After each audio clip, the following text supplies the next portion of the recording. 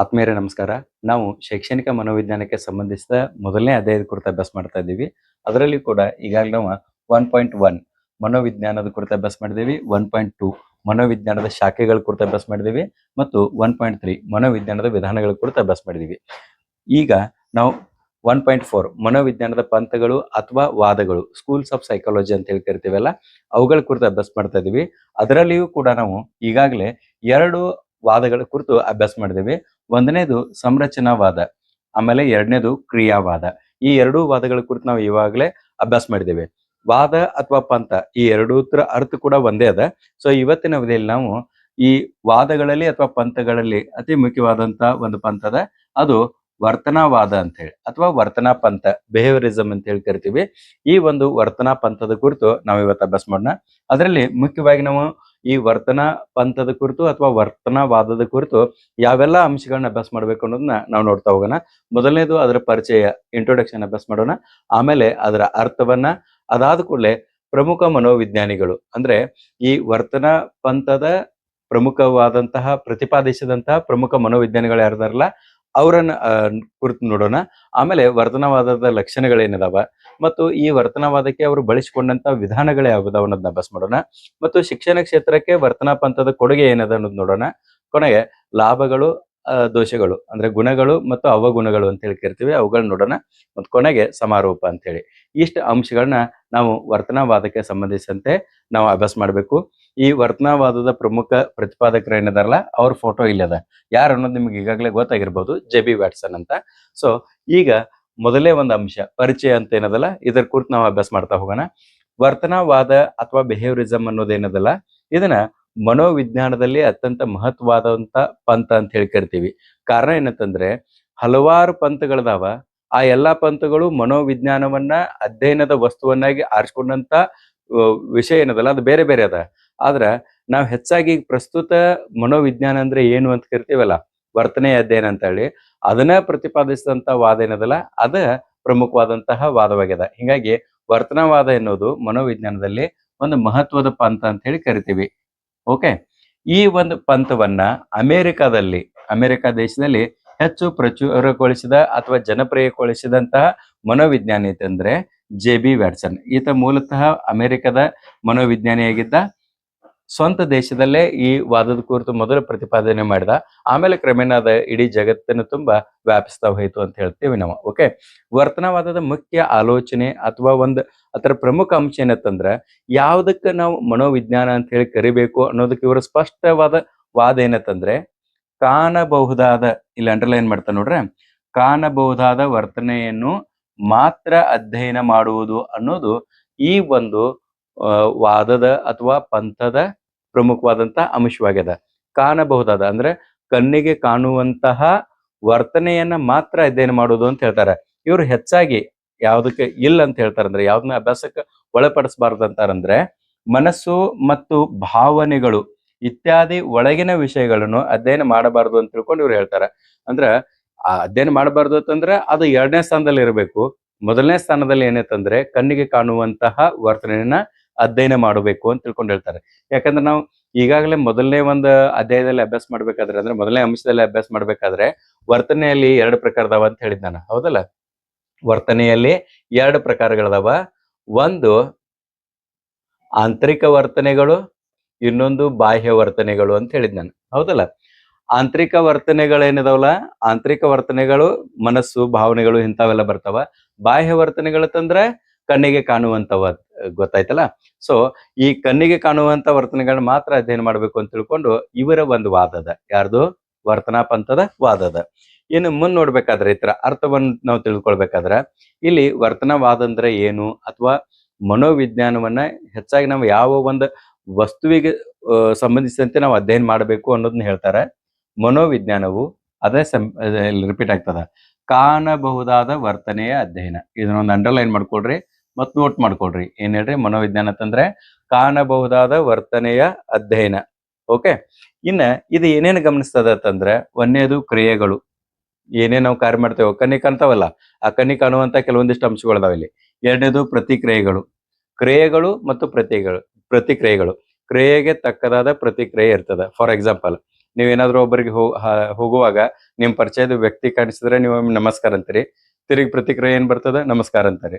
ಇನ್ನೊಂದ್ಸಲ ಅವ್ರು ದೂರ ಇರ್ತಾರೆ, ಎಲ್ಲೋ ಸಣ್ಣ ಸ್ಮೈಲ್ ಕೊಡ್ತಾರೆ, ಅವರು ನಿಮ್ಮನ್ನ ನೋಡಿ ಸ್ಮೈಲ್ ಕೊಡ್ತಾರೆ. ಇದು ಕ್ರಿಯೆ ಮತ್ತು ಪ್ರತಿಕ್ರಿಯೆ. ಇವು ಸಣ್ಣ ಸಣ್ಣ ಉದಾಹರಣೆಗಳು ಹೇಳ್ತಾನೆ. ಇಂಥವು ಸಾಕಷ್ಟು ಶೈಕ್ಷಣಿಕ ಕ್ಷೇತ್ರದಲ್ಲಿಯೂ ಕೂಡ ಬರ್ತಾವ. ಶಿಕ್ಷಕರ ಪ್ರಶ್ನೆ ಕೇಳ್ತಾರ, ಮಕ್ಕಳು ಉತ್ತರ ಹೇಳ್ತಾರ. ಇದು ಕೂಡ ಕ್ರಿಯೆಗೆ ಪ್ರತಿಕ್ರಿಯೆ ಅಂತಂದಂಗೆ ಗೊತ್ತಾಯ್ತಲ್ಲ. ಸೊ ಇಂಥ ಕ್ರಿಯೆ ಮತ್ತು ಪ್ರತಿಕ್ರಿಯೆಗಳು, ಅಭ್ಯಾಸಗಳು, ನಮಗೆ ಇರುವಂತಹ ಸಾಕಷ್ಟು ಅಭ್ಯಾಸಗಳು ಇರ್ತಾವ, ಅವು ಅಂತಂದಂಗ. ಆಮೇಲೆ ಅನುಭವದ ಮೂಲಕ ಕಲಿಕೆ ಅಂತಂದಂಗೆ. ಒಂದು ಪ್ರತ್ಯಕ್ಷ ಅನುಭವವನ್ನು ಪಡೆದು ಅದ್ರ ಮೂಲಕ ನಾವು ಕಲಿಕೆಯಲ್ಲಿ ಒಳಗೊಳ್ತೀವಿ. ಕಲಿಕೆ ಹೆಂಗಾಗ್ತದ ಅಂದ್ರೆ ಪ್ರತ್ಯಕ್ಷ ಅನುಭವದ ಮೂಲಕ ಆಗ್ತದ. ಓಕೆ, ಸೊ ಈ ಎಲ್ಲಾ ಉದಾಹರಣೆಗಳು ಎದಕ್ಕೆ ಅದಾವ ಅಂತಂದ್ರೆ ವರ್ತನೆಗೆ ಸಂಬಂಧಿಸಿದಂತೆ ಅದಾವ. ಉದಾಹರಣೆ, ಇನ್ನು ಅನುಭವದ ಮೂಲಕ ಕಲಿಕೆ ಅಂದ್ರೆ ಏನು ಅನ್ನೋದು ನಿಮ್ಗೊಂದು ಸಣ್ಣ ಎಕ್ಸಾಂಪಲ್ ಇದೆ. ಇದು ಆಲ್ರೆಡಿ ರಿಪೀಟು ಕೂಡ ಆಗ್ಯದ. ನಾವ ಬೆಂಕಿಯನ್ನು ಮುಟ್ಟಿದಾಗ ನಮ್ ಕೈ ಸುಟ್ಟು ಬಿಡ್ತದ. ಓಕೆ, ಯಾವ್ದೋ ಒಂದು ಬೆಂಕಿ ಅದ, ತಪ್ಪಿ ನಾವು ಅದನ್ನ ಹಿಡಿಯಕ್ ಹೋಗ್ತೇವೆ. ಹಿಡಿದು ಕೂಡಲೇ ಅದ್ ಬೆಂಕಿನ ನೇರವಾಗಿ ನಮ್ ಕೈಗೆ ತಾಗಿತ್ತು ಅಂತ ತಿಳ್ಕೊಳ್ರಿ, ಸುಟ್ಕೊಂಡ್ ಬಿಡ್ತೀವಿ. ಸುಟ್ ಕೂಡಲೇ ತಕ್ಷಣ ನಾವು ಕೈಯನ್ನ ಹಿಂಸರ್ಸ್ಕೊಂಡ್ ಬಿಡ್ತೇವಲ್ಲ. ಆ ತಪ್ಪನ್ನ ನಾವು ರಿಪೀಟ್ ಮಾಡಂಗಿಲ್ಲ. ಯಾಕೆ ಹೇಳ್ರಿ, ನಮಗ್ ಅನುಭವ ಆಗ್ಯದ. ಅದನ್ನ ಮುಟ್ಟಿದ್ರ, ಆ ಕಟ್ಟಿಗೆ ಮುಟ್ಟಿದ್ರ ಸುಡ್ತದ ಅನ್ನೋದು ಗೊತ್ತಾಗ್ಬಿಡ್ತದಲ್ಲ, ಬೆಂಕಿ ಕಟ್ಟಿಗೆಯನ್ನ. ಸೊ ಇನ್ನೊಂದ್ಸಲ ತಪ್ಪುಗಳನ್ನ ಮಾಡಂಗಿಲ್ಲಲ್ಲ, ಅದು ಅನುಭವದ ಮೂಲಕ ಕಲಿಕೆ ಅಂತಂದಂಗೆ ಗೊತ್ತಾಯ್ತಾ. ನಾವೇನ್ ಮಾಡ್ತೇವೆ, ಮುಂದೆ ಅಂತ ಬೆಂಕಿ ಇದ್ರ ಅದನ್ನ ನಾವು ಮುಟ್ಟಾಕ ಹೋಗಂಗಿಲ್ಲ. ಓಕೆ, ಇದನ್ನ ಅನುಬಂಧನ ಎನ್ನುತ್ತಾರೆ. ಅನುಬಂಧನ ಅಂತಂದ್ರೆ ಕಂಡೀಷನಿಂಗ್ ಅಂತಂದಂಗೆ, ಕಂಟ್ರೋಲ್ ಅಂತಂದಂಗೆ ತಿಳ್ತಾ. ಅಂದ್ರೆ ನಮ್ಗ ಒಂದು ಕಂಟ್ರೋಲ್ದಾಗ ಇದ್ದಾಗ ಅದನ್ನ ಮುಟ್ಟಿದ ಕೂಡ ನಮ್ಗೆ ಏನ್ ಅನುಭವ ಆಗ್ತಲ್ಲ, ಮತ್ ನಾವು ರಿಪೀಟ್ ಮಾಡಂಗಿಲ್ಲ ಅಂತಂದಂಗೆ. ಓಕೆ, ಇದು ಇದ್ರ ವರ್ತನವಾದದ ಅರ್ಥ ಅಂತ ಹೇಳ್ತೀವಿ. ಇನ್ ನೆಕ್ಸ್ಟ್ ನೋಡ್ರಿ, ಪ್ರಮುಖ ಮನೋವಿಜ್ಞಾನಿಗಳು. ಯಾವ್ಯಾವ ಮನೋವಿಜ್ಞಾನಿಗಳು ವರ್ತನಾ ಪಂಥಕ್ಕೆ ತಮ್ಮ ಬೆಂಬಲವನ್ನು ವ್ಯಕ್ತಪಡಿಸಿದ್ರು. ಆರಂಭದಲ್ಲೇ ಜೆ.ಬಿ. ವ್ಯಾಟ್ಸನ್ ಇದ್ರು. ಅವ್ರ ನಂತರ ಅವ್ರ ಅನುಯಾಯಿಗಳು ಯಾರ್ಯಾರಾದ್ರು ಮತ್ತು ವರ್ತನಾ ಪಂಥದಲ್ಲಿ ಹೇಳುವಂತ ಎಲ್ಲಾ ಲಕ್ಷಣಗಳು ಕೂಡ ಕರೆಕ್ಟ್ ಅದಾವನ್ನವ್ರ ಅದರ ಒಂದು ಯಾವ್ದು ಹೇಳ್ರಿ ವಾದಗಳು ಏನೇ ಮಂಡಿಸಿದಾರಲ್ಲ, ಅವೆಲ್ಲ ಕರೆಕ್ಟ್ ಅದಾವನ್ನವ್ರು ಯಾರ ಮನೋವಿಜ್ಞಾನಿಗಳು ಅಂತಂದ್ರೆ, ಮೊದಲನೇದಾಗಿ ನೋಡ್ರಿ ಜೆ.ಬಿ. ವ್ಯಾಟ್ಸನ್ ಪ್ರಮುಖ ಮನೋವಿಜ್ಞಾನಿ. ಯಾಕಂದ್ರೆ ಇತರ ವರ್ತನವಾದದ ಪಿತಾಮಹ ಅಂತ ಹೇಳಿ ಕರೀತಾರೆ. ಸೊ ಅಮೆರಿಕಾದ ಮನೋವಿಜ್ಞಾನಿ ಜೆ.ಬಿ. ವ್ಯಾಟ್ಸನ್ ಆಯ್ತು. ಎರಡನೇದು ಇವಾನ್ ಪೆಟ್ರೋವಿಚ್ ಪೌಲೋವ್ ಅಂತ ಹೇಳಿ ಬರ್ತಾರ. ಇವಾನ್ ಪೌಲೋವ್ ಅಂತ ಹೇಳಿ ಬರ್ದಾನ. ಸಾಂಪ್ರದಾಯಿಕ ಅನುಬಂಧನ ಕಲಿಕಾ ಸಿದ್ಧಾಂತವನ್ನ ಮಂಡಿಸಿದಂತಹ ವ್ಯಕ್ತಿ. ಓಕೆ, ಇವಾನ್ ಪೆಟ್ರೋವಿಚ್ ಪೌಲೋವ್ ಅಂತ ಹೇಳಿ. ಆಮೇಲೆ ನೆಕ್ಸ್ಟ್ ಬಿ.ಎಫ್. ಸ್ಕಿನ್ನರ್ ಅಂತ ಹೇಳಿ ಬರ್ತಾರ. ಬಿ.ಎಫ್. ಸ್ಕಿನ್ನರ್ ಕ್ರಿಯಾಜನ್ಯ ಅನುಬಂಧನ ಕಲಿಕೆ ಇದನ್ನ ಪ್ರತಿಪಾದಕರು ಇವರು. ಓಕೆ, ಇವರು. ಆಮೇಲೆ ಹಲ್ ಅಂತ ಹೇಳಿ ಬರ್ತಾರ. ಆಮೇಲೆ ಗತ್ರಿ ಅಂತ ಹೇಳಿ ಬರ್ತಾರ. ಓಕೆ, ಆಮೇಲೆ ಶಿನೋವ್ ಅಂತ ಹೇಳಿ ಬರ್ತಾರ. ಮತ್ತು ವ್ಲಾಡಿಮಿರ್, ಇದು ವ್ಲಾಡಿಮಿರ್ ಆಗೈತೆ, ವ್ಲಾಡಿಮಿರ್ ಬೆಕ್ಟ್ರೇವ್ ಅಂತ ಹೇಳಿ ಬರ್ತಾರ. ಸೊ ಇವ್ರು ಏನಿದಾರಲ್ಲ, ಇಷ್ಟು ಜನ ಎಲ್ಲಾನು ಕೂಡ ಹೆಸರುಗಳನ್ನ ಪರ್ಫೆಕ್ಟ್ ಆಗಿ ನೆನ್ಪಿಟ್ಕೊಳ್ರಿ. ಯಾಕಂದ್ರೆ ಇದ್ರ ಕುರಿತು ಪ್ರಶ್ನೆಯನ್ನು ಕೇಳ್ತಾರೆ. ಏನಂತಂದ್ರೆ ವರ್ತನವಾದದ ಪ್ರತಿಪಾದಕರಲ್ಲಿ ಇವರು ಪ್ರಮುಖರು ಅಂತಾರ. ಅದ್ರಾಗ 3 ಕರೆಕ್ಟ್ ಇರ್ತಾವ ಅಥವಾ 4 ಕರೆಕ್ಟ್ ಇರ್ತಾವ. 3 ಕರೆಕ್ಟ್ ಅದ ಮೇಲಿನ ಎಲ್ರು ಅಂತ ಹೇಳ್ಬೋದು. ಅಥವಾ ಒಂದ್ ಹೆಸರು ಯಾವ್ದಾರೆ ಬೇರೆ ಕೊಟ್ಟು ಇವ್ರು ಅಲ್ಲ ಅಂತ ಹೇಳಿ ಕೇಳ್ತಾರ. ಸೊ ಈ ಹೆಸರುಗಳನ್ನ ತಾವು ನೆನ್ಪಿಟ್ಕೊಳ್ಳುವಂತ ಕೆಲಸವನ್ನ ಮಾಡ್ರಿ ಅಂತ ಹೇಳ್ತೀನಿ. ಇನ್ ನೆಕ್ಸ್ಟ್ ನಾವು ವರ್ತನವಾದದ ಲಕ್ಷಣಗಳು. ಜೆ.ಬಿ. ವ್ಯಾಟ್ಸನ್ ಪ್ರಕಾರ ವರ್ತನವಾದದ ಲಕ್ಷಣಗಳು ಏನೇನದಾವ ಅನ್ನೋದ ನಾವು ನೋಡ್ತಾ ಹೋಗೋಣ. ಮೊದಲನೇದು ಲಕ್ಷಣಗಳು ತಂದ್ರೆ ಇವ್ರು ಎದಕ್ಕೆ ಮಹತ್ವವನ್ನು ಕೊಟ್ಟಿದ್ದಾರೆ ಅನ್ನೋದು. ಒಂದೇದು ಕಾಣಬಹುದಾದ ವರ್ತನೆಗೆ ಮಹತ್ವ. ಇವ್ರ ಮೊದಲನೇದ ಒಂದು ಅಂಶ, ಪ್ರಮುಖ ಅಂಶ ಅಂದ್ರೆ ಕಾಣಬಹುದಾದ ವರ್ತನೆಗೆ ಮಹತ್ವ. ಅಂದ್ರೆ ಬಾಹ್ಯ ವರ್ತನೆಗಳು ಏನದವಲ್ಲ ಅದಕ್ಕೆ ಹೆಚ್ಚಿನ ಮಹತ್ವವನ್ನು ಇವ್ರು ಕೊಟ್ಟಿದ್ದಾರೆ. ಆಂತರಿಕ ವರ್ತನೆಗಳಿಗೆ ಹೆಚ್ಚಿನ ಮಹತ್ವವನ್ನ ಇವ್ರು ಕೊಟ್ಟಿಲ್ಲ ಅಂತಂದಂಗೆ. ಓಕೆ, ಇನ್ನು ಎರಡನೇದು ನೋಡ್ಕೊಡ್ರಿ. ಮನೋವಿಜ್ಞಾನವನ್ನು ಮನಸ್ಸಿನ ಅಧ್ಯಯನ ಎಂಬ ವಾದದಿಂದ ಹೊರತಂದ್ರು. ಯಾಕಂದ್ರ ನಾವು ಮನೋವಿಜ್ಞಾನದ ವ್ಯಾಖ್ಯೆಗಳನ್ನ, ಪ್ರಾಚೀನ ವ್ಯಾಖ್ಯೆಗಳನ್ನ ನೋಡ್ಬೇಕಾದ್ರ ಆರಂಭದಲ್ಲಿದ ಆತ್ಮದ ಅಧ್ಯಯನ ಅಂತಿತ್ತು. ಅದಾದ ಕೂಡಲೇ ಮನಸ್ಸಿನ ಅಧ್ಯಯನ ಅಂತಿತ್ತು. ಮನಸ್ಸಿನ ಅಧ್ಯಯನ ಆದ ಕೂಡಲೇ ಪ್ರಜ್ಞಾನುಭವದ ಅಧ್ಯಯನ ಇತ್ತು. ಇದನ್ನೆಲ್ಲಾ ಮನಸ್ಸಿನ ಅಧ್ಯಯನದಿಂದ ಹೊರಗೆ ತಂದವ್ರು ಯಾರತ್ತಂದ್ರ ವರ್ತನವಾದಿಗಳು. ಓಕೆ, ಸೊ ಇದು ಎರಡನೇ ಲಕ್ಷಣ. ಮೂರನೇದ್ ನೋಡ್ರಿ, ಸಂಪೂರ್ಣ ವಸ್ತುನಿಷ್ಠ ಮನೋವಿಜ್ಞಾನವನ್ನು ಇವರು ಪ್ರತಿಪಾದಿಸಿದರು. ವಸ್ತುನಿಷ್ಠ ಮನೋವಿಜ್ಞಾನ ಅಥವಾ ವಸ್ತುನಿಷ್ಠ ವರ್ತನೆ ಅಂತ ಏನದಲ್ಲ ಅದನ್ನ ಹೆಚ್ಚು ಇವ್ರು ಏನ್ ಮಾಡ್ರಿ ಹೇಳ್ರಿ, ಪ್ರತಿಪಾದನೆ ಮಾಡ್ರು. ಓಕೆ, ನಾಲ್ಕನೇದು ಇವರೊಬ್ಬ ಪರಿಸರವಾದಿ. ಯಾರು ಹೇಳ್ರಿ, ಜೆ.ಬಿ. ವ್ಯಾಟ್ಸನ್. ಜೆ.ಬಿ. ವ್ಯಾಟ್ಸನ್ ಏನದಲ್ಲ ಅವ್ರ ಮೂಲತಃ ಪರಿಸರವಾದಿ ಆಗಿದ್ರು. ಅಂದ್ರೆ ಮನೋವಿಜ್ಞಾನಿ ಆಗಿದ್ರು, ಪರಿಸರವಾದಿ ಆಗಿದ್ರು. ಹಿಂಗಾಗಿ ಇವರ ಪ್ರಕಾರ ವ್ಯಕ್ತಿಯ ವರ್ತನೆಯನ್ನು ನಿರ್ಧರಿಸುವಲ್ಲಿ ಅನುವಂಶೀಯಕ್ಕಿಂತ, ಅನುವಂಶತೆ ಅಂತ ಏನಿರ್ತಲ್ಲ ಅದಕ್ಕಿಂತನೂ ಪರಿಸರದ ಪ್ರಭಾವ ಹೆಚ್ಚಾಗಿರ್ತದ ಅಂತ ತಿಳ್ಕೊಂಡು ಇವ್ರು ಹೇಳ್ತಾರ. ಇದನ್ನು ಕೂಡ ಒಂದ್ಸಲ ಕ್ವಶನ್ ಕೇಳಿದಾರ. ಅನುವಂಶೀಯಕ್ಕಿಂತ ಪರಿಸರದ ಪ್ರಭಾವ ವ್ಯಕ್ತಿಯ ಮೇಲೆ ಹೆಚ್ಚಾಗ್ತದ ಅಂತ ಹೇಳಿ ಪ್ರತಿಪಾದಿಸಿದವ್ರು ಯಾರು, ಅಥವಾ ಯಾವ ಪಂಥ ಇದನ್ನ ಪ್ರತಿಪಾದಿಸ್ತದ ಅಂತ ತಿಳ್ಕೊಂಡು ಕೇಳಿದಾರ. ಸೊ ಯಾವ ಪಂಥ ಹೇಳ್ರಿ, ವರ್ತನಾ ಪಂಥ. ಹಿಂಗ್ ಹೇಳಿದವ್ರು ಯಾರು, ಜೆ.ಬಿ. ವ್ಯಾಟ್ಸನ್. ತಿಳ್ತಾ. ಸೊ ಅನುವಂಶೀಯತೆ ಅಂತಂದ್ರೆ ತಂದೆ ತಾಯಿಗಳ ಗುಣಲಕ್ಷಣಗಳು ಏನ್ ನಮಗ್ ಬಂದಿರ್ತಾವಲ್ಲ ಅವಂತೂ ಪ್ರತಿಯೊಬ್ಬರಲ್ಲಿನೂ ಬಂದಿರ್ತಾವ. ಬಟ್ ವ್ಯಕ್ತಿಯ ಒಂದು ಪರಿಸರಕ್ಕೆ ಪ್ರಭಾವಕ್ಕೆ ಒಳಪಟ್ಟ ಅಂತ ತಿಳ್ಕೊಳ್ರಿ, ಆ ಅನುವಂಶೀಯತೆಕ್ಕಿಂತನೂ ಕೂಡ ಹೆಚ್ಚಿನ ಪ್ರಭಾವ ತನ್ನ ಮೇಲೆ ಪರಿಸರದ ಆಗ್ತದ. ಆ ಪರಿಸರ ಸಿಕ್ಕಂತೆ ವ್ಯಕ್ತಿ ಬೆಳವಣಿಗೆ ಹೊಂದುತ್ತಾನೆ ಅಂತ ತಿಳ್ಕೊಂಡು ಹೇಳ್ತಾರೆ, ವಿಕಾಸ ಹೊಂದ್ತಾನ ಅಂತ ಹೇಳ್ತಾರೆ. ಈಗ ಉದಾಹರಣೆಗೆ ನಾವು ಸಣ್ಣಾಗಿರ್ತ ಒಂದು ಕತೆ ಹೇಳ್ತಿದ್ರು. ಆ ಕತೆ ಆಕ್ಚುಲಿ ಇವಾಗಿಲ್ಲ, ಅದು ಪಾಠದಲ್ಲಿ. ಅದು ಆಕ್ಚುಲಿ ಒಂದು ಮೌಲ್ಯಯುತವಾದ ಕತೆ ಇತ್ತು. ಏನ್ ಕತೆ ಅಂತಂದ್ರೆ, ಎರಡು ಗಿಳಿಗಳಿರ್ತಾವ. ಗಿಳಿಗಳಿರ್ತಾವ. ಆಮೇಲೆ ಅದು ಸಣ್ಣಾಗಿರ್ತ ಇರ್ಬೇಕಾದ್ರ ಆ ಒಂದ್ ಗಿಳಿ ಕಟುಕನ ಕಡೆಗೆ ಸಿಗ್ತದ, ಇನ್ನೊಂದು ಗಿಳಿ ಒಬ್ಬ ಸಾಧುವಿನ ಕಡೆಗೆ ಸಿಗ್ತದ, ಆಶ್ರಮದಲ್ಲಿರುವಂತ ಒಬ್ರು ಸ್ವಾಮೀಜಿ ಕಡೆಗೆ ಸಿಗ್ತದ ಅಂತಂದಂಗ. ಓಕೆ, ಸಾಧು ಕಡೆ ಸಿಗ್ತದ. ಆಮೇಲೆ ಸುಮಾರು ತಿಂಗಳುಗಳು ವರ್ಷಗಳ ಕಳೆದ ನಂತರ ಆ ಎರಡೂ ಗಿಳಿಗಳು, ಆಕ್ಚುಲಿ ಮೂಲತಃ ಎರಡೂ ಗಿಳಿಗಳು ಒಂದೇ ತಾಯಿ ಇದು ಮರಿಗಳವು, ಆದ್ರೂ ಕೂಡ ಬೆಳವಣಿಗೆ ಹೊಂದಿದಂತಹ ಪರಿಸರ ಏನೈತಲ್ಲ ಅದು ಬೇರೆ ಬೇರೆ ಇತ್ತು. ಸಾಧು ಕಡೆಗೆ ಗಿಳಿ ಏನ್ ಬೆಳೆದಿತ್ತಲ್ಲ ಅದು ಯಾವಾಗ್ಲೂ ಶುದ್ಧ ಭಾಷೆಯನ್ನು ಮಾತಾಡ್ತಿತ್ತು. ಯಾರಾದ್ರೂ ಬಂದ್ರೆ ಬರ್ರಿ ಅಂತ ಹೇಳ್ತಿತ್ತು, ಕೂಡ್ರಿ ಅಂತ ಹೇಳ್ತಿತ್ತು, ಹೇಗಿದ್ದೀರಿ ಅಂತ ಕೇಳ್ತಿತ್ತು, ಪಾನೀಯ ಬೇಕೇನಂತ ಕೇಳ್ತಿತ್ತು, ಪಾನಕ ಬೇಕೇನಂತ ಕೇಳ್ತಿತ್ತು. ಇಂಥವೆಲ್ಲ ಶುದ್ಧವಾದ ಭಾಷೆಯನ್ನು ಮಾತಾಡ್ತಿತ್ತು. ಮತ್ತೆ ಕಟಕನ್ ಕಡೆಗೆ ಬೆಳೆದಿತ್ತಲ್ಲ ಆ ಗಿಳಿ ಮಾತ್ರ ಯಾರಾದ್ರೂ ಬಂದ್ರ ಆ ಕಟಕ ಏನು ಭಾಷೆ ಯೂಸ್ ಮಾಡ್ತಿದ್ದಲ್ಲ ಕೆಟ್ಟ ಕೆಟ್ಟ ಶಬ್ದಗಳನ್ನ ಅದು ಯೂಸ್ ಮಾಡ್ತಿತ್ತು. ಸೊ ಹಿಂಗಾಗಿ ಈ ಎರಡೂ ಗಿಳಿಗಳು ಕೂಡ ಆನುವಂಶಿಕತೆಯಿಂದ ಪಡೆದ ಲಕ್ಷಣಗಳು ಇದ್ರೂ ಕೂಡ, ಒಂದೇ ಲಕ್ಷಣಗಳು ಇದ್ರೂ ಕೂಡ ಬೆಳೆದ ಪರಿಸರ ಏನತ್ತಲ್ಲ ಅದು ಬೇರೆ ಬೇರೆ ಇರೋದ್ರಿಂದ ಅವುಗಳ ಗುಣಲಕ್ಷಣಗಳು ಕೂಡ ಬೇರೆ ಬೇರೆನೆ. ಅದು ಸ್ವಭಾವ ಬೇರೆ ಆಯ್ತು, ವರ್ತನೆನೂ ಕೂಡ ಬೇರೆ ಆಯ್ತು. ಹಿಂಗಾಗಿ ಪ್ರತಿ ಒಂದು ಪ್ರಾಣಿ, ಪಕ್ಷಿ ಅಥವಾ ಮನುಷ್ಯ ತಾವು ಯಾವ ಒಂದು ಪರಿಸರದಲ್ಲಿ ಬೆಳಿತಾರಲ್ಲ ಆ ಪರಿಸರದ ಪ್ರಭಾವವೇ ಹೆಚ್ಚಾಗ್ತದೆ ಅಂತ ತಿಳ್ಕೊಂಡು ಪ್ರತಿಪಾದನೆ ಮಾಡುವಂತ ಪ್ರಮುಖವಾದಂತ ಪಂಥ ಯಾವ್ದಂತಂದ್ರೆ ವರ್ತನವಾದ. ಓಕೆ, ಇನ್ ನೆಕ್ಸ್ಟ್ ನೋಡ್ರಿ, ಅನುಬಂಧನದಿಂದ 5ನೇದು ಲಕ್ಷಣ ನೋಡ್ರಿ. ಅನುಬಂಧನದಿಂದ ಮಾತ್ರ ವ್ಯಕ್ತಿಯ ವರ್ತನೆಯನ್ನು ಅಧ್ಯಯನ ಮಾಡಲು ಸಾಧ್ಯ.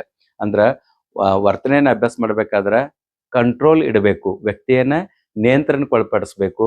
ಆವಾಗ ಬರುವಂತ ಔಟ್ಪುಟ್ ಏನಿರ್ತದಲ್ಲ ಅದು ವರ್ತನೆಯನ್ನ ನಿರ್ದಿಷ್ಟವಾಗಿ ಅಧ್ಯಯನ ಮಾಡ್ತದ ಅಂತ ತಿಳ್ಕೊಂಡು ಹೇಳ್ತಾರ. ಅನುಬಂಧನ ಅಂದ್ರೆ ಕಂಡೀಷನಿಂಗ್ ಅಂತಂದಂಗ. ಓಕೆ, ಕಂಟ್ರೋಲ್ಡ್ ಅಂತಂದಂಗ. ಓಕೆ, ಇನ್ನು 6ನೇದ್ ನೋಡ್ರಿ, ಮನೋವಿಜ್ಞಾನದ ಅಧ್ಯಯನದ ವಸ್ತುವೆಂದರೆ ವಸ್ತುನಿಷ್ಠವಾಗಿ ವೀಕ್ಷಿಸಬಹುದಾದ ಮತ್ತು ಅಳೆಯಬಹುದಾದ. ನಾವು ಯಾವುದೇ ಒಂದು ವರ್ತನೆಯನ್ನು ನೋಡ್ರೆ ಅಷ್ಟಾಗಂಗಿಲ್ಲ, ನೋಡಿದ್ದನ್ನ ಪ್ರಮಾಣವಾಗಿ ಎಷ್ಟು ಮಟ್ಟಿಗೆ ಅದು ಕರೆಕ್ಟ್ ಅದ ಇಲ್ಲ ಅಂತ ಹೇಳಿ ಮೆಜರ್ಮೆಂಟ್ ಮಾಡಕ್ ಸಾಧ್ಯ ಅದಲ್ಲ ವರ್ತನೆಯನ್ನ. ಅದು ಕೇವಲ ಮನುಷ್ಯಂದ ಅಷ್ಟೇ ಅಲ್ಲ, ಪ್ರಾಣಿಗಳ ಚಟುವಟಿಕೆಗಳು ಅಥವಾ ವರ್ತನೆಯನ್ನ ಮನೋವಿಜ್ಞಾನದ ಅಧ್ಯಯನದ ವಸ್ತುವೆಂದರೆ ವಸ್ತುನಿಷ್ಠವಾಗಿ ವೀಕ್ಷಿಸಬಹುದಾದ ಮತ್ತು ಅಳೆಯಬಹುದಾದ ಮಾನವನ ಹಾಗೂ ಪ್ರಾಣಿಯ ಚಟುವಟಿಕೆಗಳು ಅಥವಾ ವರ್ತನೆಗಳು ಅಂತ ತಿಳ್ಕೊಂಡು ಒಂದು 6ನೇ ಲಕ್ಷಣ ಹೇಳ್ತದ. ಇನ್ನು 7ನೇದು ಏನಂದ್ರ ಮಾನವನ ಹಾಗೂ ಪ್ರಾಣಿಗಳ ಅನುಕ್ರಿಯೆಯನ್ನು ಊಹಿಸುವುದು ಅಂತ ಹೇಳ್ತಾರ. ಅನುಕ್ರಿಯೆಯನ್ನು ಊಹಿಸುವುದು ಮತ್ತು ನಿಯಂತ್ರಿಸುವುದು ಮನೋವಿಜ್ಞಾನದ ಉದ್ದೇಶವಾಗಿದೆ ಅಂತ ಹೇಳ್ತಾರ. ಇಲ್ಲಿ ಮಾನವ ಅಥವಾ ಪ್ರಾಣಿಗಳಿರ್ಲಿ, ಅವರ ಅನುಕ್ರಿಯೆಗಳೇನದಾವಲ್ಲ, ಅನುಕ್ರಿಯೆ ಅಂತಂದ್ರೆ ಪ್ರತಿಕ್ರಿಯೆ ಅಂತಂದಂಗ. ಆ ಪ್ರತಿಕ್ರಿಯೆಗಳನ್ನ ಊಹಿಸೋದು, ಹಿಂಗ ಈತ ಬಿಹೇವ್ ಮಾಡಬಹುದು ಅಂತ ತಿಳ್ಕೊಂಡು ಊಹೆ ಮಾಡೋದು, ಕಲ್ಪನೆ ಮಾಡೋದು. ಆಮೇಲೆ ನಂತರ ಏನ್ ಹೇಳ್ರಿ ಅದನ್ನ ನಿಯಂತ್ರಣ ಮಾಡೋದು. ನಮಗೆ ಯಾವ ರೀತಿ ಬೇಕಲ್ಲ ಅದನ್ನ ನಿಯಂತ್ರಣಕ್ಕೆ ಒಳಪಡಿಸಿ ನಮ್ಗೆ ಬೇಕಾದ ಔಟ್ಪುಟ್ ಅನ್ನ ತೆಗೆದುಕೊಳ್ಳೋದು ಅಂತಂದಂಗೆ. ಗೊತ್ತಾಯ್ತಲ್ಲ, ಇದು 7ನೇದು. ಇನ್ನು 8ನೇದು ಏನಂತಂದ್ರೆ, ಒಂದು ವೇಳೆ ಪ್ರಜ್ಞಾನುಭವದ ಸ್ಥಿತಿ ಕಂಡು ಬಂದರೂ ಸಹ ಅದು ವೈಜ್ಞಾನಿಕ ಅಧ್ಯಯನದ ವಸ್ತುವಲ್ಲ, ವರ್ತನೆಯ ಘಟಕ ಉದ್ದೀಪನ ಮತ್ತು ಅನುಕ್ರಿಯೆಯ ಸಂಪರ್ಕವಾಗಿದೆ ಅಂತ ತಿಳ್ಕೊಂಡು ಹೇಳ್ತಾರೆ. ಅಂದ್ರೆ ಉದ್ದೀಪನ ಅಂತಂದ್ರೆ ಸ್ಟಿಮ್ಯುಲಸ್ ಅಂತಂದಂಗ. ಗೊತ್ತಾಯ್ತಾ? ಉದ್ದೀಪನ ಅಂತಂದ್ರೆ ಸ್ಟಿಮ್ಯುಲಸ್ ಅಂತಂದಂಗ, ಮತ್ತು ಅನುಕ್ರಿಯೆ ಅಂತಂದ್ರೆ ರೆಸ್ಪಾನ್ಸ್ ಅಂದಂಗ. ಎಸ್ಆರ್ದ ಸಂಪರ್ಕ ಅಂತ ಹೇಳಿ ಸ್ಟಿಮ್ಯುಲಸ್ ಮತ್ತು ರೆಸ್ಪಾನ್ಸ್. ಅಂದ್ರೆ ಉದ್ದೀಪನ ಅಂತಂದ್ರೆ ಈಗ ನಾವು ಕ್ಲಾಸ್ನಾಗ ಇರ್ತೇವೆ, ಮಕ್ಕಳನ್ನ ನಾವು ಮೋಟಿವೇಶನ್ ಮಾಡದ್ ಹೊರತು ಅವ್ರು ಏನೂ ನಮಗೆ ಪ್ರತಿಕ್ರಿಯೆ ಕೊಡಂಗಿಲ್ಲ. ಅದಕ್ಕೆ ನಮ್ ಹೆಚ್ಚು ಕೆಲಸ ಏನಿರ್ಬೇಕಂದ್ರ ಮೋಟಿವೇಶನ್ ಮಾಡುವಂಥದ್ದು ಇರಬೇಕು ಅಂತಂದಂಗೆ. ಓಕೆ, ಇನ್ನಷ್ಟು ನೀವು ಅಗದಿ ಪರ್ಫೆಕ್ಟ್ ಆಗಿ ತಿಳ್ಕೊಡ್ರಿ. ಆಮೇಲೆ ಇಲ್ಲಿ ನೋಡ್ರಿ, ಇದಾದ ಕೂಡಲೇ ಇದು ಇದು ಟೋಟಲ್ ಎಷ್ಟದು? 8 ಅದು. ಇನ್ ನೆಕ್ಸ್ಟ್ ನೋಡ್ರಿ, ಓಕೆ, ಇನ್ನು 9ನೇ ಲಕ್ಷಣ ಯಾವ್ದನ್ನೋದು ನೋಡ್ರಿ. 9ನೇದು, ವರ್ತನೆಯನ್ನು ವಸ್ತುನಿಷ್ಠ ವೈಜ್ಞಾನಿಕ ವಿಧಾನದಿಂದ ವಿಶ್ಲೇಷಿಸಬಹುದಾಗಿದೆ. ಯಾಕಂದ್ರೆ ಯಾವುದೇ ಒಂದು ವರ್ತನೆಯನ್ನ ನಾವು ವೈಜ್ಞಾನಿಕ ವಿಧಾನದಿಂದ ವಿಶ್ಲೇಷಿಸಬಹುದು, ವಸ್ತುನಿಷ್ಠವಾಗಿ ವಿಶ್ಲೇಷಿಸಬಹುದು ಅಂತ ತಿಳ್ಕೊಂಡು ಹೇಳಾಗ್ತದ. ಇನ್ನು 10ನೇದು ನೋಡ್ರಿ, ಅನುಬಂಧನವೇ ಕಲಿಕೆಯ ಪ್ರಮುಖ ವಿಧಾನ. ಅನುಬಂಧನ ಅಂತ ಏನೇನಿಲ್ಲ, ಕಂಡೀಷನಿಂಗ್ ಅಂತ ಏನಿಲ್ಲ, ಆ ಅನುಬಂಧನವೇ ಕಲಿಕೆಯ ಪ್ರಮುಖ ವಿಧಾನ ಅಂತ ತಿಳ್ಕೊಂಡು ಹೇಳ್ತಾರ. ವ್ಯಕ್ತಿಯ ವರ್ತನೆಯನ್ನು ಅಧ್ಯಯನ ಮಾಡಲು ಅಂತರ್ವೀಕ್ಷಣಾ ವಿಧಾನ. ಆರಂಭದಲ್ಲಿ ಏನ ವಿಧಾನಗಳು ಪಂಥಗಳಿದ್ವಲ್ಲ, ವಾದಗಳು, ಅವ್ರ ಅಂತರ್ವೀಕ್ಷಣಾ ವಿಧಾನವನ್ನ ಅವ್ರು ಬಳಸಿದ್ರು. ಇವ್ರ ಆ ವಿಧಾನವನ್ನ ತಿರಸ್ಕರಿಸ್ತಾರ. ಅಂತರ್ವೀಕ್ಷಣಾ ವಿಧಾನದಿಂದ ಪರ್ಫೆಕ್ಟ್ ವರ್ತನೆ ಅಧ್ಯಯನ ಆಗಂಗಿಲ್ಲ ಅಂತ ತಿಳ್ಕೊಂಡು ಹೇಳ್ತಾರೆ. ಇನ್ನ 11ನೇದು ಮತ್ತು ಕೊನೆಯದು, ಪ್ರತಿಯೊಂದು ಅನುಕ್ರಿಯೆಯ ಹಿಂದೆ ಒಂದು ನಿರ್ದಿಷ್ಟ ಉದ್ದೀಪನ ಇರುತ್ತದೆ ಎಂದು ಇವರು ಪ್ರತಿಪಾದಿಸ್ತಾರೆ.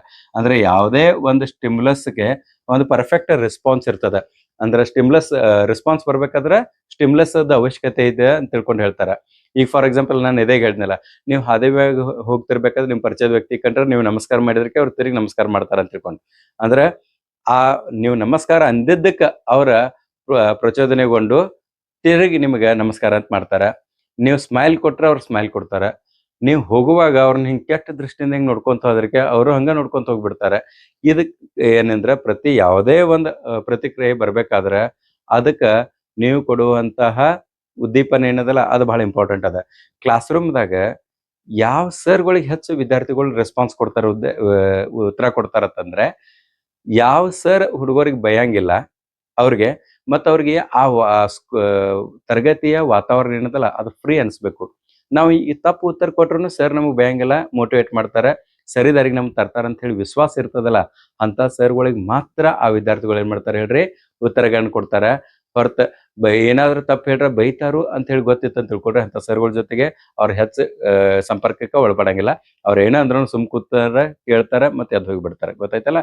ಸೊ ಹಿಂಗಾಗಿ ತರಗತಿಯಲ್ಲಿ ವಿದ್ಯಾರ್ಥಿಗಳನ್ನ ಹೆಚ್ಚು ಕಂಟ್ರೋಲ್ ಅಂತಂದ್ರೆ ನೀವು ಒಟ್ಟ ಅಳಗಾಡಂಗಿಲ್ಲ, ನಾವು ಹೇಳಿದಷ್ಟೇ ಕೇಳ್ಬೇಕು, ಇಂಥದ್ ಕಂಟ್ರೋಲ್ ಅಂತಾರೆ. ಕಂಟ್ರೋಲ್ ಅಂದ್ರೆ ಆಕ್ಚುಲಿ ಅದಲ್ಲ. ಕಂಟ್ರೋಲ್ ಅಂತಂದ್ರೆ ನಮ್ಮ ಕಂಟ್ರೋಲ್ದಾಗ ಅವ್ರು ಇರಬೇಕು ವಿದ್ಯಾರ್ಥಿಗಳು. ಕಂಟ್ರೋಲ್ ಅಂತಂದ್ರೆ ನಾವು ಏನ್ ಕೇಳ್ತೇವಲ್ಲ ಅದಕ್ಕೆ ರೆಸ್ಪಾನ್ಸ್ ಕೊಡುವಂತ ವಾತಾವರಣ ಇರ್ತಾರಲ್ಲ, ಅದಕ್ಕೆ ಕಂಟ್ರೋಲ್ಡ್ ಇದಂತ ಕೇಳ್ತಾರ, ಸಿಚುವೇಶನ್ ಅಂತ ಹೇಳಿ ಕರ್ತಾರ, ಸ್ಥಿತಿ ಅಂತ ಹೇಳಿ ಕರಿತಾರ, ನಿಯಂತ್ರಿತ ಸ್ಥಿತಿ ಅಂತ ಹೇಳಿ ಕರಿತಾರ.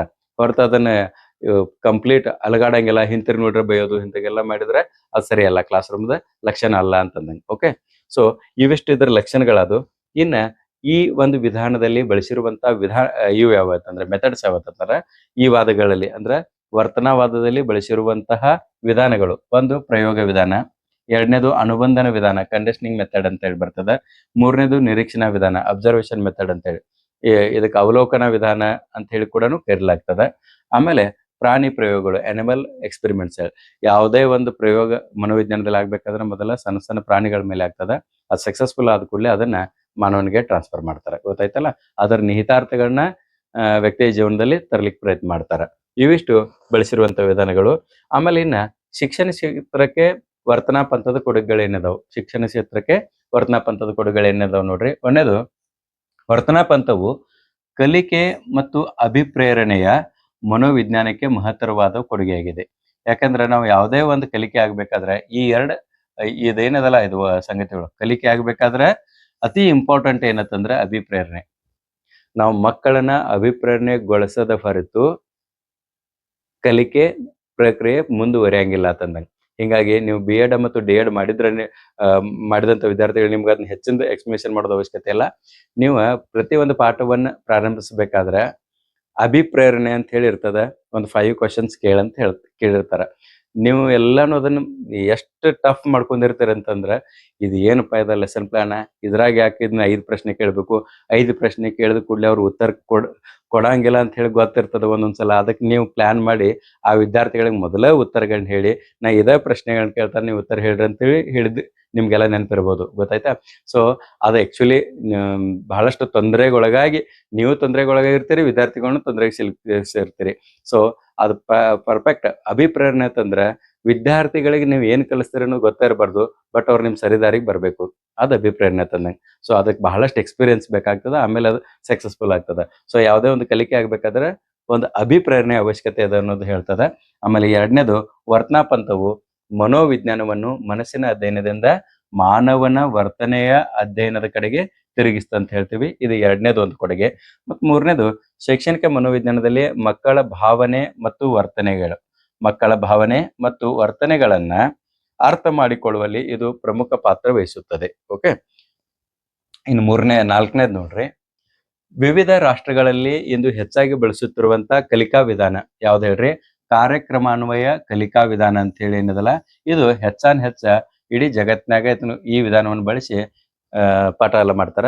ಇದು ಶಿಕ್ಷಣ ಕ್ಷೇತ್ರಕ್ಕೆ ನೀಡಿದಂತ ಕೊಡುಗೆ ಯಾರ್ದತ್ತಂದ್ರೆ ವರ್ತನವಾದಿಗಳದ್ದು ಅಂತಂದಂಗೆ. ಓಕೆ.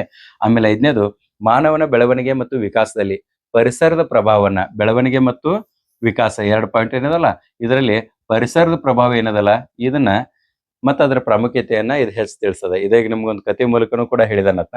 ಮತ್ತು 6ನೇದು ಪರಿಸರದೊಂದಿಗೆ ನಿರಂತರ ಸಂಪರ್ಕವನ್ನು ಹೊಂದುವುದರಿಂದ ಮಾತ್ರ ಎಲ್ಲಾ ವರ್ತನೆಗಳನ್ನ ನಾವು ಕಲಿಯಲು ಸಾಧ್ಯ ಅಂತ ತಿಳ್ಕೊಂಡು ಪ್ರತಿಪಾದಿಸ್ತಾರೆ. ಅಂದ್ರೆ ನಿರಂತರ ಸಂಪರ್ಕ ಎತ್ತರ ಜೊತೆ ಇರ್ಬೇಕು ಹೇಳ್ರಿ, ಪರಿಸರದೊಂದಿಗೆ. ಪರಿಸರದೊಂದಿಗೆ ಎಷ್ಟು ಸಂಪರ್ಕದಲ್ಲಿ ಇರ್ತೇವಲ್ಲ ಅಷ್ಟು ನಮ್ಮ ಕಲಿಕೆ ಉತ್ತಮವಾಗ್ತದೆ ಅನ್ನೋದ ಇವರು ಪ್ರತಿಪಾದಿಸ್ತಾರೆ. ಆಮೇಲೆ 7ನೇದು ಅಪಸಮಾಯೋಜಿತ ಮಕ್ಕಳು. ತಿಳಿತಾ? ಅಪಸಮಾಯೋಜಿತ ಮಕ್ಕಳ ಸಮಸ್ಯೆಗಳನ್ನ ಅಧ್ಯಯನ ಮಾಡ್ಬೇಕಾದ್ರ ಮತ್ತು ಅವರ ಸಮಸ್ಯೆಗಳಿಗೆ ಪರಿಹಾರೋಪಾಯಗಳನ್ನ ಸೂಚಿಸುವಂತ ಹಲವಾರು ನೂತನ ವಿಧಾನ ಮತ್ತು ತಂತ್ರಗಳನ್ನ ಈ ಒಂದು ಪಂಥ ಏನದಲ್ಲ ಇವರು ರೂಪಿಸಿದಾರ. ಅವರು ರೂಪಿಸಿರುವಂತ ತಂತ್ರಗಳನ್ನ ಮತ್ತು ವಿಧಾನಗಳನ್ನ ಬಳಸ್ಕೊಂಡು ಅಪಸಮಾಯೋಜಿತ ಮಕ್ಕಳ ಸಮಸ್ಯೆಗಳಿಗೆ ನಾವು ಇಂದು ಪರಿಹಾರವನ್ನ ಕಂಡುಕೊಳ್ತಾ ಇದ್ದೀವಿ. 8ನೇದು ತರಗತಿಯಲ್ಲಿ ವಿದ್ಯಾರ್ಥಿಗಳ ಸರಿಯಾದ ವರ್ತನೆಗಳಿಗೆ ಅಥವಾ ಅನುಕ್ರಿಯೆಗಳಿಗೆ ಸೂಕ್ತ ಪುಷ್ಟೀಕರಣ ನೀಡುವ ಮೂಲಕ ಅವರಲ್ಲಿ ಕಂಡು ಬರುವಂತ ಅಪೇಕ್ಷಿತ ವರ್ತನೆಯನ್ನು ದೃಢಗೊಳಿಸಬಹುದು ಮತ್ತು ಅದು ಅವರನ್ನು ಮುಂದಿನ ಚಟುವಟಿಕೆಗಳಿಗೆ ಪ್ರೇರೇಪಿಸ್ತದೆ. ಫಾರ್ ಎಕ್ಸಾಂಪಲ್, ಇದು 8ನೇದೇನದಲ್ಲ ಇದರ ಅರ್ಥ ಹೇಳ್ತಾ ನೋಡ್ರಿ. ನೀವು ಯಾವಾಗಲೂ ಮಕ್ಕಳಿಗೆ ಅಭಿಪ್ರೇರಣೆ ಮಾಡಬೇಕು ಮತ್ತು ಪುಷ್ಟೀಕರಣ ಕೊಡೋದು, ಫೀಡ್ಬ್ಯಾಕ್ ಕೊಡೋದು ಹೊರತ ಅವರು ನಿಮಗೆ ಮತ್ತೊಮ್ಮೆ ರಿಪ್ಲೈ ಮಾಡಂಗಿಲ್ಲ. ಫಾರ್ ಎಕ್ಸಾಂಪಲ್, ಸಣ್ಣ ಎಕ್ಸಾಂಪಲ್ ಹೇಳ್ತಾನೆ ನಿಮ್ಗೆ. ನೀವೇ ಕ್ಲಾಸ್ ರೂಮ್ದಾಗ ಇದ್ದೀರಿ, ನಿಮ್ಮ ಎದುರುಗಡೆ ಹೈಸ್ಕೂಲ್ ಮತ್ತು ಪ್ರೈಮರಿ ಮಕ್ಕಳು ಇದಾರೆ ಅಂತ ತಿಳ್ಕೊಳ್ರಿ. ನೀವ ಒಂದು ಪ್ರಶ್ನೆ ಕೇಳಿದಾಗ ಅವ್ರ ನಿಮಗೆ ಸರಿಯಾದ ಉತ್ತರ ಕೊಟ್ಟಾಗ ನೀವು ಸ್ಮೈಲ್ ಮೂಲಕ ಆಗಲಿ ಅಥವಾ ಶಾಬ್ದಿಕ ರೂಪದಲ್ಲಿ ಆಗಲಿ ವೆರಿ ಗುಡ್, ಶಬಾಷ್ ಇಂಥದ್ದು ಹೇಳಿದ್ರಿ ಅಂತ ತಿಳ್ಕೊಳ್ರಿ. ಅವಾಗ ಅದ ಪುಷ್ಟೀಕರಣ, ಶಬಾಷ್ ಅಥವಾ ಸ್ಮೈಲ್ ಅಂತ ಏನಿದಲ್ಲ ಅದೇ ಪುಷ್ಟೀಕರಣ ಆಗ್ತದೆ ಮಕ್ಕಳಿಗೆ. ಆಮೇಲೆ ನೀವು ಶಬಾಷ್ ವೆರಿ ಗುಡ್ ಕರೆಕ್ಟ್ ಉತ್ತರ ಕೊಟ್ಟು ನೋಡಿ ಅಂತ ಇಷ್ಟು ಹೇಳ್ರಿ ಅಂತ ತಿಳ್ಕೊಳ್ರಿ. ಅವ್ನ್ ಕುಂತ ಕೂಡ್ಲೆ ಅತ್ತ ನೋಡ್ತಾ ಹುಡುಗರ್ನ, ಯಾಕಂದ್ರೆ ಅವಂಗ ಅದು ಕ್ರೆಡಿಟ್ ಅನ್ಸದ. ಇಷ್ಟೆಲ್ಲಾ ಮಕ್ಕಳ ನಡುವೆ ನಾನು ಹೋಗಿಡ್ರಿ ಅಂತ ತಿಳ್ಕೊಂಡು ಆ ಪುಷ್ಟೀಕರಣ ಯಾವಾಗ ನೀವು ಕೊಡ್ತಿರಲ್ಲ, ಮತ್ತೊಂದು ಪ್ರಶ್ನೆ ಕೇಳಿದಾಗ ಅವ್ನು ಉತ್ತರ ಕೊಡಕ್ ರೆಡಿ ಆಗ್ತಾನ. ಇಲ್ಲ ಅವ್ನು ಇನ್ ಕೇಸ್ ಅವ್ನು ತಪ್ಪ ಉತ್ತರ ಕೊಡ್ಲಿ, ಅವಂಗ ಅಸಹ್ಯ ಆಗ್ಬಾರ್ದಂಗ. ಓಕೆ, ನೀ ಟ್ರೈ ಮಾಡಿದಿ, ಒಳ್ಳೇದ, ಎಲ್ಲರೂ ಟ್ರೈ ಮಾಡಲಿಲ್ಲ, ನೀನ್ ಟ್ರೈ ಮಾಡಿದಲ್ಲ, ಉಳ್ದವ್ರೆಲ್ಲ ಸುಮ್ ಕೂತಿದಾರೆ, ನೀ ಟ್ರೈ ಮಾಡಿದಲ್ಲ, ವೆರಿ ಗುಡ್, ಒಂದ್ ಸ್ವಲ್ಪ ಕರೆಕ್ಟ್ ಅದ, ಇನ್ನೊಂದ್ ಸ್ವಲ್ಪ ಸರಿಯಾಗಿ ಹೇಳುವಂತ ಪ್ರಯತ್ನ ಮಾಡು ಅಂತ ಹೇಳುದ. ಇಂಥವೆಲ್ಲ ಪುನರ್ ಪುಷ್ಟೀಕರಣ ಅಂತ ಹೇಳ್ತಿರ್ತಾರೆ. ಅದಕ್ಕೆ ಗೊತ್ತಾಯ್ತಾ? ಸೊ ಆ ಸೂಕ್ತ ಪುಷ್ಟೀಕರಣ ಕೊಡೋದ್ರ ಮೂಲಕ ವಿದ್ಯಾರ್ಥಿಯನ್ನ ಮತ್ತೆ ಹೆಚ್ಚು ಕಲಿಕೆಯಲ್ಲಿ ಸಕ್ರಿಯಗೊಳಿಸುವಂತ ಒಂದು ಪ್ರಕ್ರಿಯೆಯೂ ಕೂಡ ಈ ವಾದದ ಕೊಡುಗೆ ಅಂತ ಹೇಳಿ ನಾವು ಕರಿತೀವಿ. ಇನ್ನ ಈ ತರದ ಒಂದು ಮೆರಿಟ್ಸ್ ಏನಿದಾವಲ್ಲ ಅವತ್ತು ನೋಡ್ತಾ ಹೋಗೋಣ. ಮೊದಲನೇದು ವೈಜ್ಞಾನಿಕ ಮತ್ತು ವಸ್ತುನಿಷ್ಠ ಅಧ್ಯಯನಕ್ಕೆ ಇದು ಮಹತ್ವವನ್ನು ಕೊಡ್ತದೆ. 2ನೇದು ಇದನ್ನ ಪರೀಕ್ಷಿಸಲು ಸುಲಭದ, ಈಸಿಲಿ ನಾವು ಪರೀಕ್ಷಿಸಬಹುದು ವರ್ತನೆಯನ್ನ. ಆಮೇಲೆ ಶಿಕ್ಷಣದಲ್ಲಿ ಇದರ ಉಪಯುಕ್ತ ಅತಿ ಹೆಚ್ಚಿಗೆ ಮಕ್ಕಳ ಸ್ವಭಾವವನ್ನು ತಿಳಿದು ಹೊರತ ನಾವು ಅವರಿಗೆ ಯಾವುದೇ ವಿಷಯವನ್ನು ಬೋಧಿಸಲಿಕ್ಕೆ ಸಾಧ್ಯವಿಲ್ಲ. ಆಮೇಲೆ ವರ್ತನೆ ತಿದ್ದುಪಡಿ ಮಾಡಲು ಸಹಾಯಕ ಆಗ್ತದೆ. ನಮಗೆ ಬೇಕಾದ ವರ್ತನೆ ಇರಲಿಲ್ಲ, ಅದನ್ನ ಅನುಬಂಧನಗೊಳಿಸಿ ನಮಗೆ ಬೇಕಾದ ಸರಿಯಾದ ವರ್ತನೆಯನ್ನ ವಿದ್ಯಾರ್ಥಿಗಳ ಕಡೆಯಿಂದ ತೆಗೆದುಕೊಳ್ಬಹುದು. ಯಾಕಂದ್ರೆ ಒಂದು ಕ್ಲಾಸ್ ರೂಮ್ದಾಗ ತಂದ ಕೂಡಲೇ ಒಳ್ಳೆ ವರ್ತನೆ ತರುವಂತ 70% ಸ್ಟೂಡೆಂಟ್ಸ್ ಇದ್ರ 30% ಸ್ಟೂಡೆಂಟ್ಸ್ ನಮಗೆ ಬೇಕಾದಂತ ವರ್ತನೆಯನ್ನು ತೋರಂಗಿಲ್ಲ. ಅಂತ ವಿದ್ಯಾರ್ಥಿಗಳಿಗೆ ಸೂಕ್ತ ತಂತ್ರ ಮತ್ತು ವಿಧಾನಗಳನ್ನ ಬಳಸೋದ್ರ ಮೂಲಕ ಮತ್ತು ಅವ್ರನ್ನ ಅಬ್ಸರ್ವ್ ಮಾಡೋದ್ರ ಮೂಲಕ ಅವ್ರ ವರ್ತನೆಯನ್ನ ಬದಲಾಯಿಸಬಹುದು. ಓಕೆ. ಇನ್ನ ಕೆಟ್ಟ ಅಭ್ಯಾಸಗಳನ್ನು ಸರಿಪಡಿಸಲು ಸಹಾಯಕ. ಈಗ ಹೇಳಿದ್ನಲ್ಲ ಅದೇ ಅಂಶ. ಇವಿಷ್ಟು ಇದರ ಲಾಭಗಳಾದ್ರೆ ಇನ್ ದೋಷಗಳು ಏನಂತಂದ್ರೆ ಇದು ಮನಸ್ಸು ಮತ್ತು ಭಾವನೆಗಳನ್ನ ಹೆಚ್ಚಾಗಿ ಕಡೆಗಣಿಸ್ತದೆ. ಯಾಕಂದ್ರೆ ಅದು ಆಂತರಿಕ ವರ್ತನೆಗಳ ಅಧ್ಯಯನಕ್ಕೆ ಹೆಚ್ಚು ಬೆಂಬಲವನ್ನು ಕೊಡಂಗಿಲ್ಲ ಮತ್ತು ಪರಿಸರಕ್ಕೆ ಹೆಚ್ಚಿನ ಮಹತ್ವವನ್ನು ಇದು ಕೊಡ್ತದೆ ಅಂತೂ ಕೊಡ್ಲೇಬೇಕು.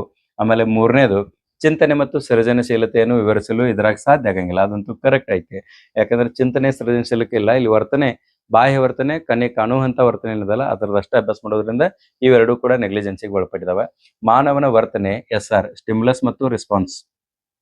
ಅಭಿಪ್ರೇರಣೆ, ಸ್ಟಿಮ್ಯುಲಸ್ ಅಂದ್ರೆ ಅಭಿಪ್ರೇರಣೆ ತಂದಂಗ, ಪ್ರೇರಣೆ ತಂದಂಗ, ಮತ್ತು ರೆಸ್ಪಾನ್ಸ್ ಅಂತಂದ್ರೆ ಅನುಕ್ರಿಯೆ ತಂದಂಗ ಅಥವಾ ಪ್ರತಿಕ್ರಿಯೆ ಅಂದಂಗ. ಇವು ಎರಡದಕ್ಕ ಸಂಬಂಧಿಸಿದ ಅಲ್ಲ ಅನ್ನೋದು ಒಂದು ಅದ. ಯಾಕಂದ್ರೆ ಇಡೀ ಮಾನವನ ಒಂದು ಜೀವನ ಏನದಲ್ಲ ಅದ ಸ್ಟಿಮ್ಯುಲಸ್ ಮತ್ತು ರೆಸ್ಪಾನ್ಸ್ ಇವೆರಡಕ್ಕ ಸಂಬಂಧಿಸಿದಲ್ಲ, ಅದನ್ನ ಬಿಟ್ಟು ಕೂಡ ಬಹಳಷ್ಟು ಅದ. ಹಿಂಗಾಗಿ ಹೆಚ್ಚು ಸಂಕೀರ್ಣ ಅದ ಅಂತ ತಿಳ್ಕೊಂಡ ಇದರ ಅಪೋಸಿಟ್ ಯಾರದಾರಲ್ಲ ಇವ ರತ್ನವಾದಿಗಳನ್ನ ಯಾರು ನಂಬಂಗಿಲ್ಲಲ್ಲ ಅವರೆಲ್ಲರನ್ನು ಹೇಳ್ತಾರೆ. ಸೊ ಇದಿಷ್ಟು ದೋಷಗಳು. ಇದ್ರ ಹೊರತಾಗಿಯೂ ಕೂಡ ಈ ಒಂದು ವರ್ತನವಾದ ಅಥವಾ ವರ್ತನಾ ಪಂಥ ಏನದಲ್ಲ ನಮಗೆ ಅನುಭವದ ಮೂಲಕ ಕಲಿಯೋದು ಹೆಂಗ ಅನ್ನೋದನ್ನ ಇದು ಹೇಳಿಕೊಟ್ಟದ. ಸೊ ಅನುಭವದ ಮೂಲಕ ಕಲಿಕೆ ಅಂತ ಏನದಲ್ಲ ಅದು ಈ ತರ ಒಂದು ಒಳ್ಳೆ ಗುಣ ಅಂತ ಹೇಳ್ಬೋದು.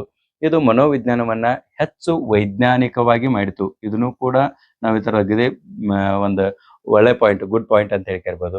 ಆದ್ರೆ ಇದು ಮಾನವನ ಮಾನಸಿಕ ಕ್ರಿಯೆಗಳೇನಿದಾವಲ್ಲ ಅದನ್ನ ಸಂಪೂರ್ಣವಾಗಿ ವಿವರಿಸುವುದಿಲ್ಲ.